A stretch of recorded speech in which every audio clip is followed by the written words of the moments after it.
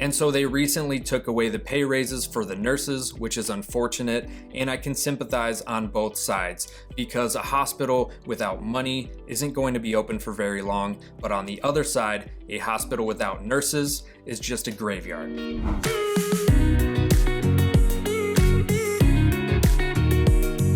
Money, the topic that we love, yet at the same time hate talking about. There are a lot of people out there that are overworked and underpaid, and on this topic, the healthcare industry is one of the worst offenders. We have so many professionals out there that are instrumental to not only saving lives, but in the ability for a hospital to even function on a daily basis. And these same individuals who arguably work some of the most important, challenging, and stressful jobs in society somehow also bring in the low end of an hourly rate and annual salary. And there are many jobs in healthcare that are suffering from this issue. But today, we're talking about CNAs. Let's go. So as a CNA, I make $15 an hour.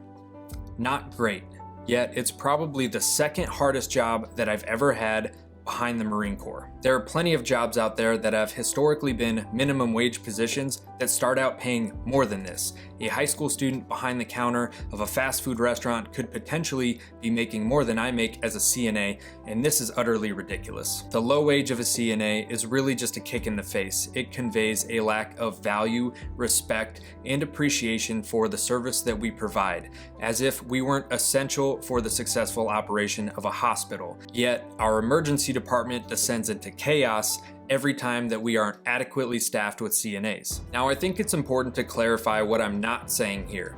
I'm not saying that we should make what a nurse does. They have a far higher level of education, training, knowledge, skills, responsibility, and coinciding stress.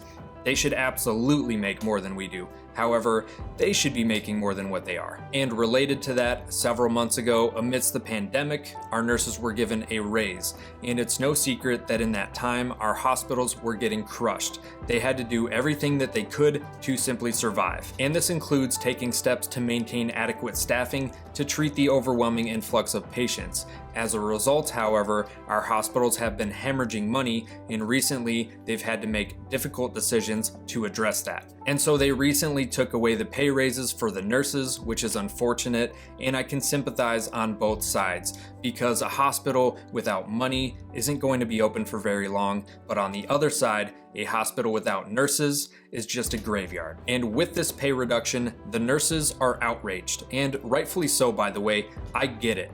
And they've made it known. Working the ER floor, I hear the complaints. And while I do sympathize, each one is like a twist of the knife because the CNAs were never even in the conversation to begin with. We didn't get a pay raise for them to take away. Another thing that I want to address very clearly here, despite the topic of the day, CNAs don't, or at least shouldn't, be taking the job for the money. First and foremost, there should be a strong desire to serve others. If that isn't there, go do something else. Additionally, I recognize that starting as a CNA doesn't require a high level of education and training. Most of it you learn on the job. In my opinion, this should be a stepping stone position. It's common for many pre-meds and nursing students, and it's perfect for that. And as a result of the stepping stone nature of the job, along with the lower end of education and training that it requires, I don't think we should be making anywhere near what a doctor, physician assistant, nurse practitioner, or even a nurse makes. And personally, I don't need a lot of money, but honestly, assuming that one's lifestyle is in check with reality, a CNA shouldn't have to worry about making rent or paying for groceries. Coming home after a grueling shift where you either saved someone's life or transported multiple bodies to the morgue only to check your bank account and find that it's empty is incredibly disheartening. And this is an issue that needs more attention in the spotlight. So I would ask that you please share this video to spread some awareness. And keep in mind that CNAs are not the only ones struggling with this. This is a widespread issue that we need to fix. Thank you for watching. Please subscribe to show some love and be sure to stay tuned for future videos.